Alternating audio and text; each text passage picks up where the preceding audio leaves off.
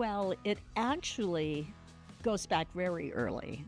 And the reason behind that is I was raised in a family that was passionate about education. And the reason I know they were passionate about education is that my parents bought those huge encyclopedia sets that you had to buy, 1 month at a time. And we had 2 of them. We had the Book of Knowledge and with the Encyclopedia Britannica. I grew up in what I consider a real ranch in North Dakota, meaning I didn't have any running water until I was 10 years old. But in our family, we had this incredible thirst for knowledge and thirst for growing. And so that really set the stage for why I was interested in going on to university. I was a pre-med major. And, in those days, I didn't know that there were probably ways to get your entire medical program paid for. So I figured out I needed to work for a couple of years. And by an amazing miracle, this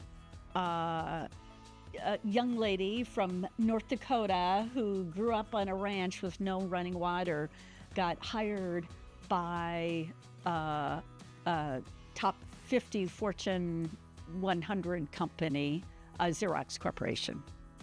And so I was with Xerox Corporation in sales and sales management for 10 years. Then my husband and I ventured out into the medical device company. We were angel investors. Both of us eventually quit our Fortune 100 jobs and went to work to take that small startup company called Microtech Hearing Instruments.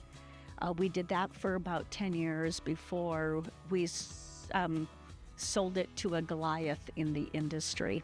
And then after that, because my expertise had really been in the sales and sales management and business growth world, I started a consulting company in Minneapolis, working primarily with technology, engineering, medical device. I really worked in that STEM industry to help them develop the processes in order to grow.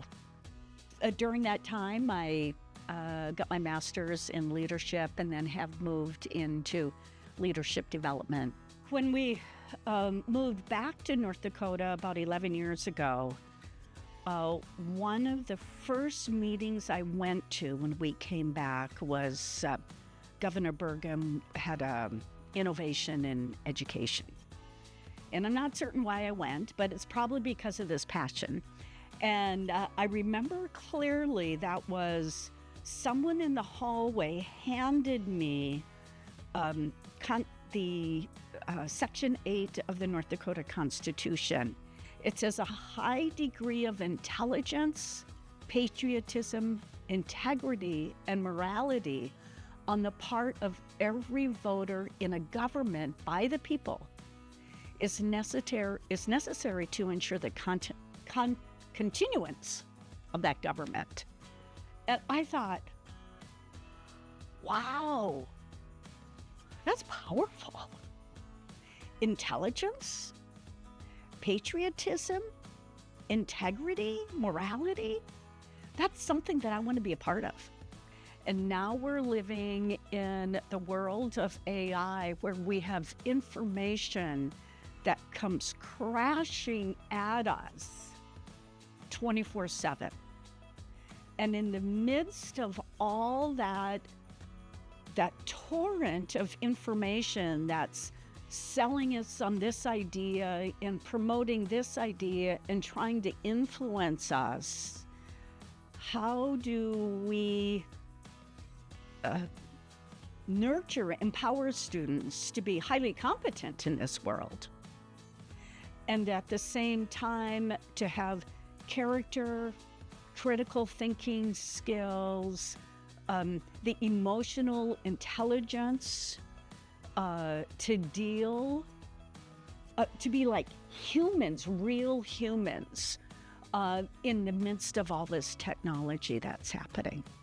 I've considered it an incredible privilege to serve on the state board that is at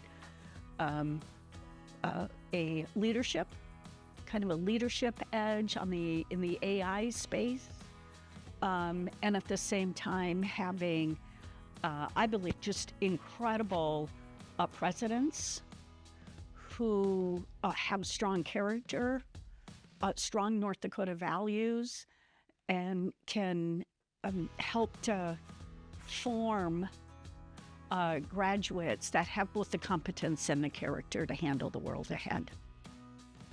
I feel the most optimistic about the higher ed system in North Dakota, and believe because of our focus on the land, the focus on agriculture, our connection to the real world, that it gives us a better opportunity on how to deal and discern with what's happening in the AI world. When I put on my business hat, the other areas that I believe are also very important is efficiency.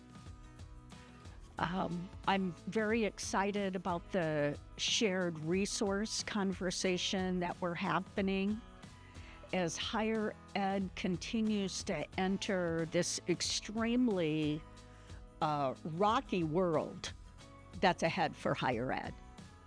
That it's a high priority to continue to look at how we can be efficient with how we provide our services to the students and to the citizens of North Dakota. And I am extremely bullish on North Dakota, that we have the opportunity, that we have been and will continue to have the opportunity to train up leaders of both competence and character that can have a positive impact on our region and the entire nation.